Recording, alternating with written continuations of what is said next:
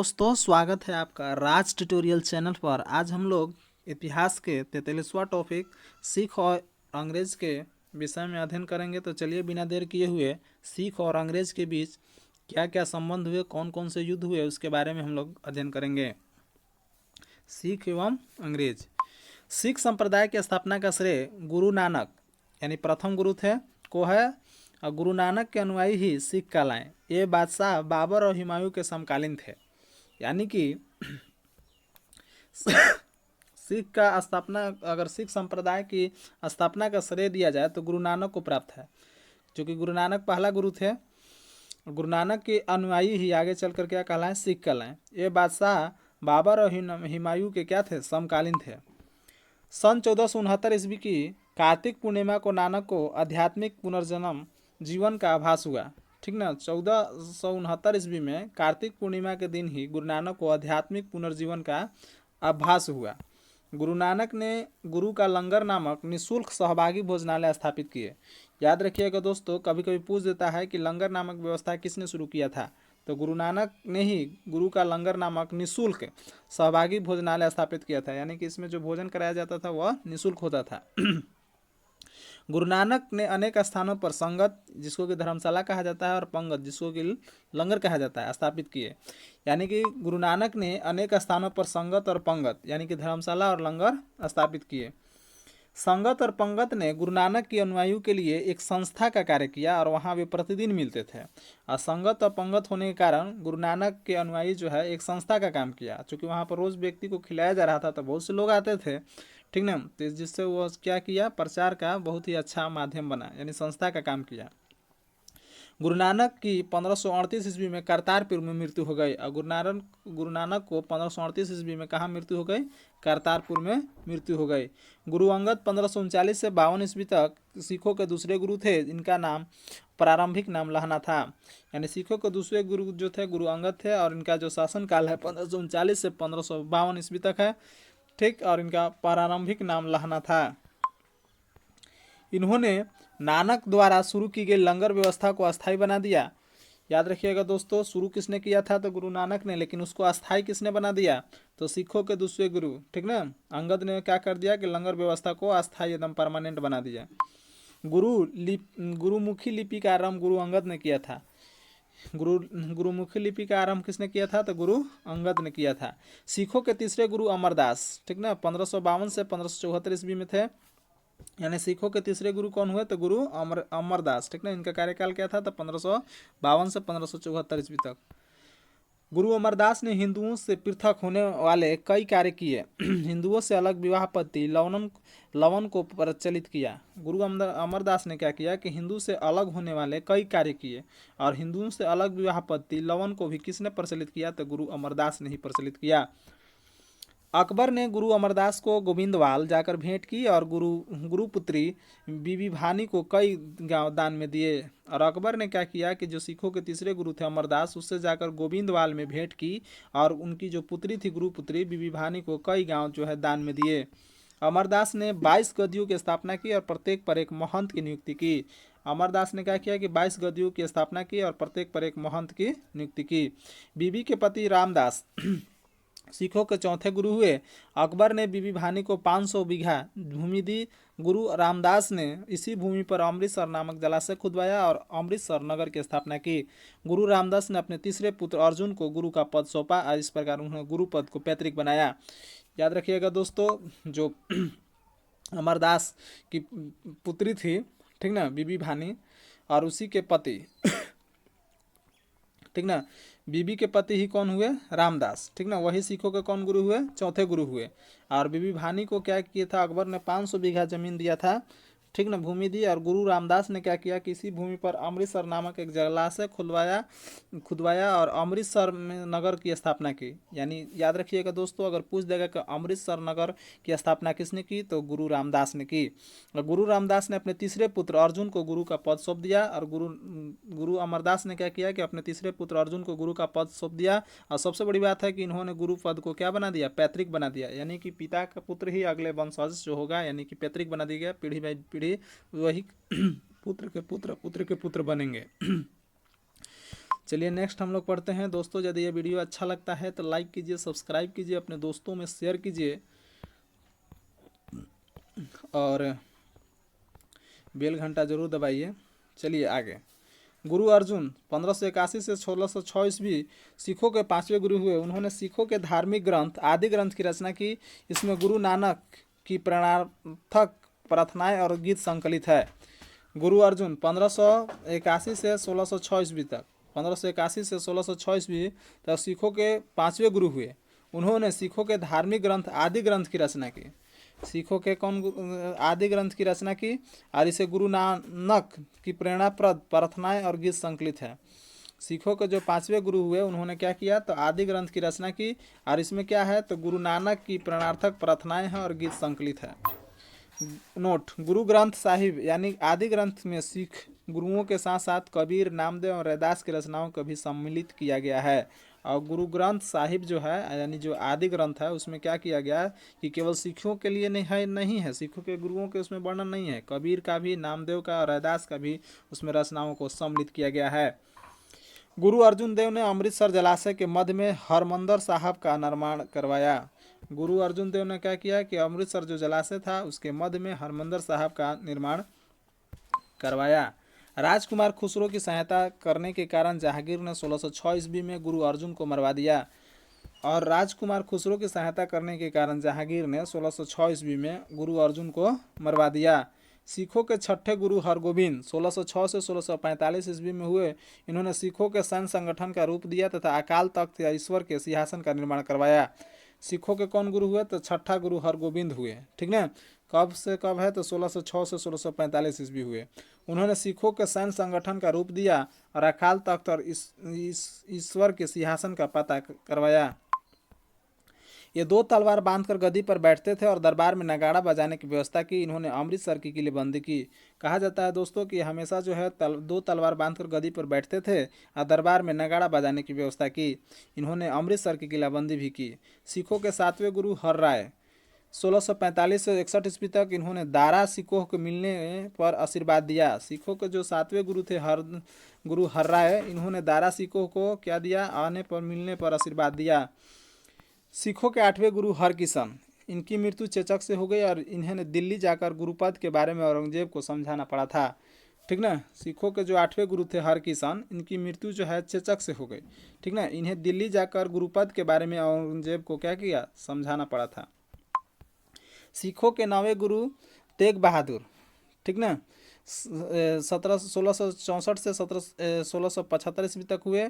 इस्लाम स्वीकार नहीं करने के कारण औरंगजेब ने इन्हें वर्तमान शीशगंज के गुरुद्वारा के निकट मरवा दिया।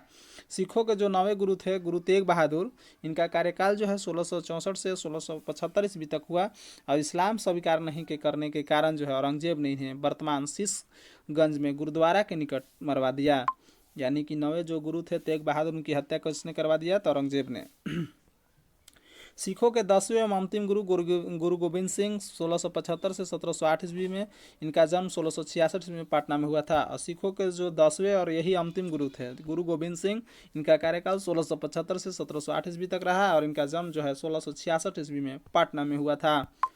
गुरु गोविंद सिंह अपने को साचा पातशाह कहा। उन्होंने सिखों के लिए 5 ककार अनिवार्य किया, अर्थात प्रत्येक सिख को केस, कंधा, कृपाण, कक्षा और कड़ा रखने की अनुमति दी और सभी लोगों को अपने नाम के अंत में सिंह शब्द जोड़ने के लिए कहा।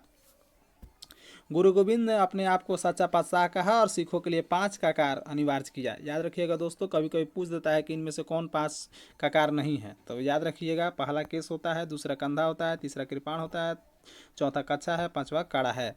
यानी कि 5 ककार रखने की अनुमति दी और सभी लोगों को अपने नाम के अंत में सिंह शब्द जोड़ने के लिए कहा। गुरु गोविंद सिंह का निवास स्थान आनंदपुर साहिब था एवं कार्यस्थली पावोता थी। गुरु गोविंद सिंह का निवास स्थान आनंदपुर साहिब था एवं कार्यस्थली पावोता थी। इनके 2 पुत्र फतेह सिंह और जोरावर सिंह को सरहिंद के मुगल फौजदार वजीर खान ने दीवार में चिनवा दिया। और इनके 2 पुत्र थे फतेह सिंह और जोरावर सिंह, और दोनों को सरहिंद के मुगल फौजदार जो वजीर खान था, दोनों ने को क्या किया कि दीवार में चिनवा दिया। 1699 ईस्वी में बैसाखी के दिन गुरु गोविंद सिंह ने खालसा पंथ की स्थापना की और पाहुल प्रणाली की शुरुआत भी गुरु गोविंद सिंह ने की थी। याद रखिएगा दोस्तों, खालसा पंथ की स्थापना गुरु गोविंद सिंह ने किया था और कब किया था, तो 1699 ईस्वी में। और पाहुल प्रणाली था, उसकी भी शुरुआत गुरु गोविंद सिंह ने ही की। गुरु गोविंद सिंह ने सिखों के धार्मिक ग्रंथ आदि ग्रंथ को वर्तमान रूप दिया और कहा कि अब गुरुवाणी सिख संप्रदाय के गुरु कार्य करेंगे। यानी कि गुरु गोविंद ने सिखों के धार्मिक ग्रंथ आदि ग्रंथ की वर्तमान स्वरूप दिया और कहा कि अब गुरुवाणी ही सिख संप्रदाय के गुरु के कार्य करेगी। यानी कि आगे अब कोई गुरु नहीं होगा, यही आदि ग्रंथ ही आगे जो है गुरुवाणी का काम करेंगी। गीत गुरु गोविंद सिंह की हत्या 1708 ईस्वी में नांदेड़ नामक स्थान पर गुल खां नामक पठान ने कर दी। और गुरु गोविंद सिंह की हत्या जो है 1708 ईस्वी में नांदेड़ नामक स्थान पर गुल खां नामक पठान ने कर दी।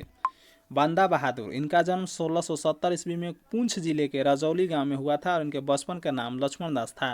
इनके पिता रामदेव भारद्वाज राजपूत थे। बंदा बहादुर जो था, इनका जन्म जो है 1670 ईस्वी में पुंछ जिले के रजौली गांव में हुआ था। कहाँ हुआ था? रजौली गांव में। इनके बचपन का नाम लक्ष्मण दास था और इनके पिता का नाम रामदेव भारद्वाज थे, जो कि राजपूत थे।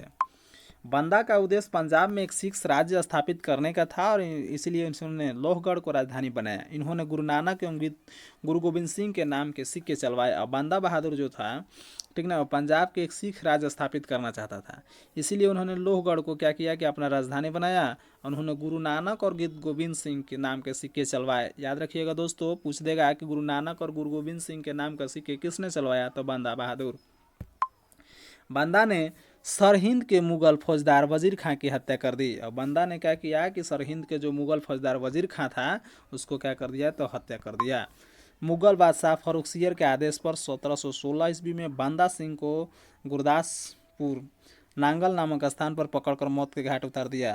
और हुआ क्या दोस्तों कि फर्रुखसियर के आदेश पर 1716 ईस्वी में बंदा सिंह को गुरदासपुर नांगल नामक स्थान पर पकड़कर मौत के घाट उतार दिया गया।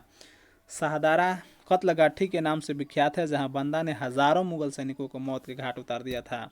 और सतहारा के कत्लगंठी जो है, कत्लगढ़ी के नाम से विख्यात है सतहारा जो है, क्योंकि वहाँ जो बंदा न था, जो हजारों मुगल सैनिकों को मौत के घाट उतार दिया था। बंदा की मृत्यु के बाद सिख कई छोटे छोटे टुकड़ों में बट गए थे और 1748 ईस्वी में नवाब कर्पूर सिंह की पहल पर सभी सिख टुकड़ियों का दल खालसा में विलय हुआ। अब बंदा जैसे ही मर गया तो उसके बाद जितने भी सिख थे वो छोटे छोटे टुकड़ों में बट गए। और 1748 ईस्वी में नवाब कर्पूर सिंह की पहल पर सभी सिख टुकड़ियों को दल जो है खालसा में क्या हो गया, तो विलय हो गया। दल खालसा को जासा सिंह अहुवालिया के नेतृत्व में रखा गया, जिसे बाद में 12 दलों में विभाजित किया गया, जिसे मिसल कहा गया। और जितने भी दल थे सभी को जक्सा सिंह अहुवालिया के नेतृत्व में रखा गया था और उसको 12 भाग में विभाजित किया गया था, जिसको कि मिसल कहा गया। ठीक ना, क्या कहा गया दोस्तों? मिसल कहा गया। दोस्तों यदि ये वीडियो आपको अच्छा लगता है तो लाइक कीजिए, सब्सक्राइब कीजिए, अपने दोस्तों में शेयर कीजिए। ठीक ना, चलिए आगे हम लोग मिसल के बारे में पढ़िए। मिसल अरबी शब्द का अरबी भाषा का शब्द है, जिसका अर्थ समान होता है। मिसल जो है अरबी भाषा का शब्द है। ठीक ना, मिसल कौन सा भाषा है? अरबी भाषा, जिसका अर्थ क्या होता है? समान होता है। रणजीत सिंह का जन्म गुजरावाला में 2 नवंबर 1780 ईस्वी को सुकर चकिया मिसल के मुखिया महासिंह के यहाँ हुआ था। इनके दादा चरत सिंह ने 12 मिसल में सुकुरचकिया मिसल को प्रमुख स्थान दिला दिया। रणजीत सिंह कौन थे? तो रणजीत सिंह का जन्म जो है गुजरवाला में 2 नवंबर 1780 ईस्वी को सुकरचकिया, ठीक ना, सुकरचकिया मिसल के मुखिया महासिंह के यहाँ हुआ था। यानी सुकरचकिया के मिसल के मुखिया थे कौन? महासिंह। यहाँ उनका जन्म हुआ था। इनके दादा चरत सिंह 12 मिसलों में सुकरचकिया मिसल को प्रमुख स्थान दिला दिया। इनके जो दादा थे चरत सिंह, वो कहा कि जो 12 मिसल हुआ था तो उसमें जो 12 मिसल में सुकरचकिया जो था उसको सबसे प्रमुख स्थान दिला दिया। 1798-99 में रणजीत सिंह ने लाहौर का शासक बना और 25 अप्रैल 1809 ईस्वी को चार्ल्स मेटकॉफ और महाराजा रणजीत सिंह के बीच अमृतसर की संधि हुई। हुआ क्या दोस्तों कि 1798-99 में रणजीत सिंह लाहौर का शासक बना और 25 अप्रैल 1809 ईस्वी को चार्ल्स मेटकॉफ और महाराजा रणजीत सिंह के बीच अमृतसर की एक संधि हुई। याद रखिएगा दोस्तों, पूछ देगा कि अमृतसर की संधि कब हुआ? तो 1809 ईस्वी में। रणजीत सिंह का 4 सूबों में बटा था, पेशावर, कश्मीर, मुल्तान और लाहौर। और रणजीत सिंह का जो राज था वो 4 सूबों में बटा था, पेशावर, कश्मीर, मुल्तान और लाहौर। महाराजा रणजीत सिंह का विदेश मंत्री फकीर आजमुद्दीन एवं वित्त मंत्री दीनानाथ था। महाराजा रणजीत सिंह का विदेश मंत्री कौन था? तो फकीर अजीमुद्दीन था एवं वित्त मंत्री कौन थे? तो दीनानाथ थे। 7 जून 1839 ईस्वी में रणजीत सिंह की मृत्यु हो गई। 7 जून 1839 ईस्वी को रणजीत सिंह की मृत्यु हो गई। प्रथम आंग्ल सिख युद्ध 1845 से 46 ईस्वी में एवं द्वितीय आंग्ल सिख युद्ध 1849 ईस्वी में हुआ। याद रखिएगा दोस्तों, पहला आंग्ल सिख युद्ध कब हुआ था? 1845-46 में, और दूसरा आंग्ल सिख जो है 1849 ईस्वी में हुआ। अंग्रेजों एवं सिख के मध्य संधि हुई, ठीक ना। 2 संधियाँ हुई है। पहला लाहौर की संधि कब हुआ? तो 9 मार्च 1846 को, और दूसरा है भैरवाल की संधि। भैरवाल की संधि जो है 22 दिसंबर 1846 ईस्वी को हुआ। और इस संधि के राजा दिलीप सिंह के संरक्षण हेतु अंग्रेजों सेना का प्रवास पंजाब में मान लिया गया, ठीक ना। यानी कि भैरवाल की संधि के अनुसार क्या हुआ कि राजा दिलीप सिंह के संरक्षण हेतु अंग्रेजी सेना का प्रवास कहाँ मान लिया गया? पंजाब को मान लिया गया। 20 अगस्त 1847 को महारानी जिंदा को राजा दिलीप सिंह से अलग कर 48,000 वार्षिक पेंशन देकर शेखपुरा भेज दिया गया। हुआ क्या दोस्तों कि 20 अगस्त 1847 को महाराजी जिंदा को राजा दिलीप सिंह से अलग कर दिया गया और 48,000 वार्षिक पेंशन देकर शेखपुरा भेज दिया गया। द्वितीय आंग्ल सिख युद्ध के दौरान पहली लड़ाई चिकियानवाला की लड़ाई सिख नेता शेर सिंह एवं अंग्रेज कमांडर गफ के मध्य लड़ी गई।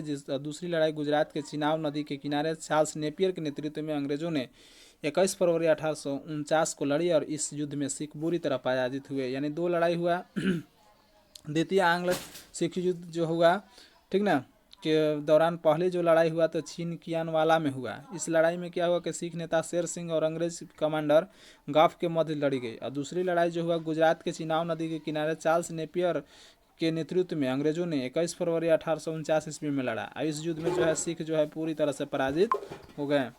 लॉर्ड डलहौजी की 29 मार्च 1849 की घोषणा द्वारा संपूर्ण पंजाब का विलय अंग्रेजी राज में कर लिया। अब महाराजा दिलीप सिंह को 50,000 पाउंड की वार्षिक पेंशन दे दी गई और उसे शिक्षा प्राप्त करने के लिए इंग्लैंड भेज दिया गया। सिख राज्य का प्रसिद्ध हीरा कोहनूर को महारानी विक्टोरिया को भेज दिया गया। और हुआ क्या दोस्तों कि लॉर्ड डलहौजी के शासनकाल में 29 मार्च 1849 ईस्वी को घोषणा किया गया कि जितना भी पंजाब है सबको अंग्रेजी राज में मिला लो, ठीक ना। यानी कि अंग्रेजी राज में मिला लिया और महाराजा दिलीप सिंह को क्या किया कि 50,000 पाउंड दिया वार्षिक पेंशन के रूप में और उसे शिक्षा प्राप्त करने के लिए इंग्लैंड भेज दिया। और सबसे महत्वपूर्ण बात है कि सिख राज का प्रसिद्ध हीरा जो था कोहनूर, वो महारानी विक्टोरिया को भेज दिया गया। दोस्तों, हम लोग अगले वीडियो में अब कंपनी के अधीन गवर्नर जनरल के बारे में पढ़ेंगे। तो वीडियो देखने के लिए धन्यवाद दोस्तों।